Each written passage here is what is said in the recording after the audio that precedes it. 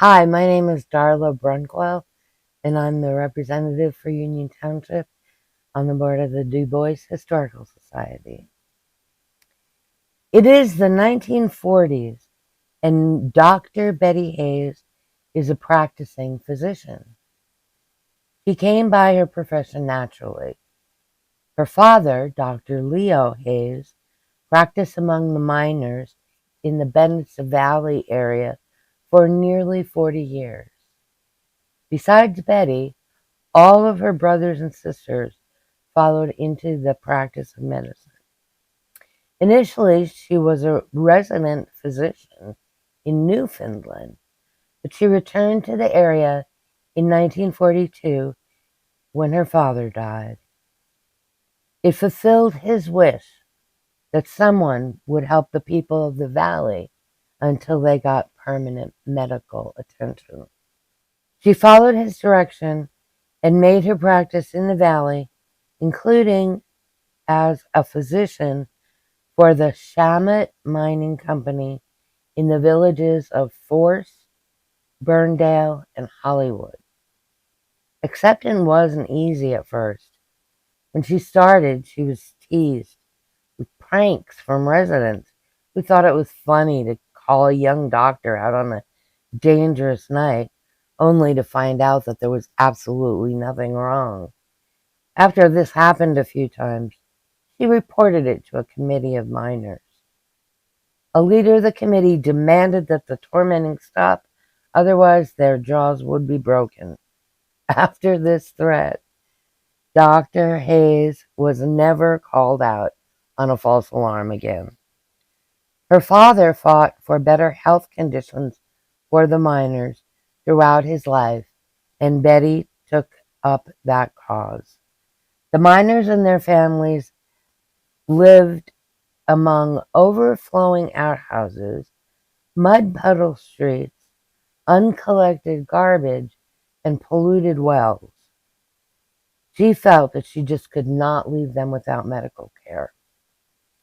Dr. Hayes complained to the state health doctor about the conditions and was told to wait until there was an epidemic before filing a formal complaint. The Schott Mining Company said they could do nothing. The company had been in receivership since 1905 and believed in another 6 years or so the mines would be worked out and abandoned. Dr. Betty Hayes did come up with a solution. She quit. The miners struck in sympathy. They wanted Dr. Betty back. During the long deadlock, which lasted all summer and fall, Betty gave emergency medical care.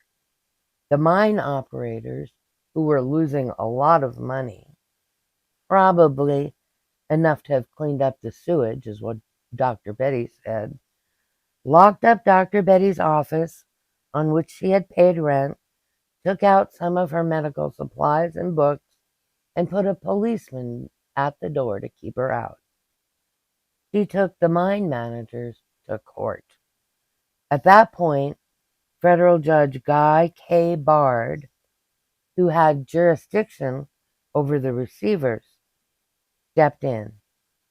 The judge made visits to the towns to look for himself.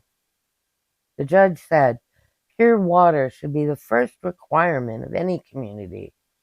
I think it would pay in the end to clean it up. It is economically wise to make a better community." He appointed new receivers who agreed to fix up the wells and the sewage. The miners were expected to go back to work. They did, and Betty returned to her job. Some of the Hayes medical equipment is in a collection and is on display at the DuBois Area Historical Society Museum. Hi, I'm Ginny Schott, past president of the DuBois Area Historical Society, and today I want to tell you about Inez Crandall, the city of DuBois' first librarian. Inez Crandall was a librarian's librarian, enamored of books, but who viewed books as much more than adventures, romances, mysteries, and biographies. To her, books were a way to lift people that she served, to help them to learn about the world, to help them think deeper, to increase their knowledge of all the issues that touched their lives. Inez Pearl Crandall was born on September 13, 1885, in West Leroy, Bradford County, Pennsylvania, the last of 10 children. Her education began in that small community, but eventually led her to earn a certificate in library economy from Syracuse University in 1908. From there, she took the position of assistant librarian in the St. Gabriel's branch of the Public Library of New York City, where she served until December 15, 1910. Inez was appointed assistant librarian of the Nesquehoning branch of the Dimmock Library in Mock Chunk, which is now Jim Thorpe, Pennsylvania, in 1911. While working there, she earned an additional degree at the Library School of the New York Public Library, which is now Columbia University Library School, in 1917.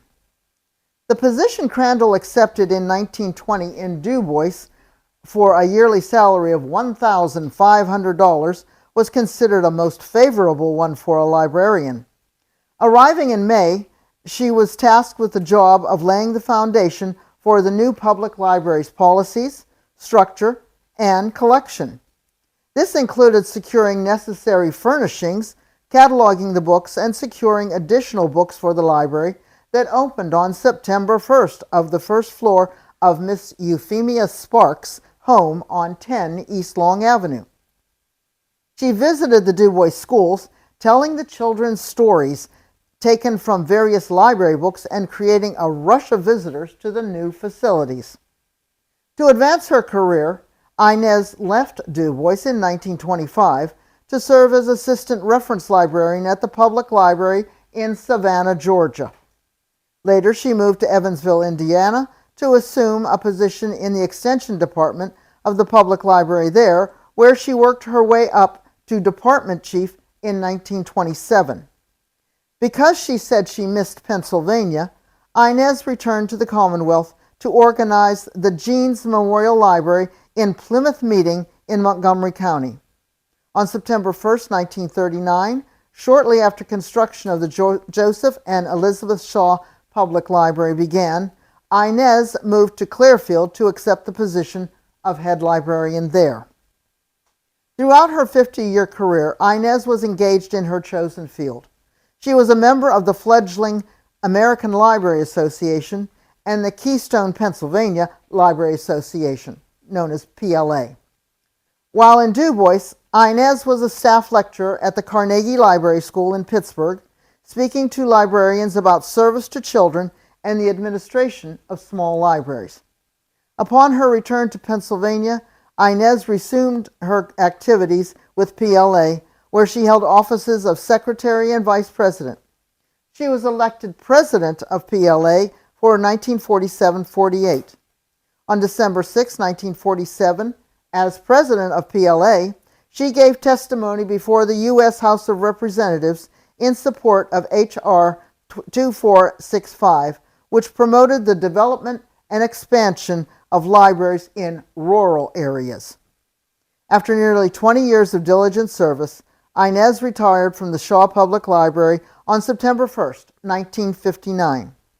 From Clearfield, the retired Inez moved to Norristown, then finally settled in Brunnquell, Pennsylvania. She died on May 4, 1975, at age 89, in the Presbyterian home at Brunnquell, of complications resulting from a stroke suffered the previous February.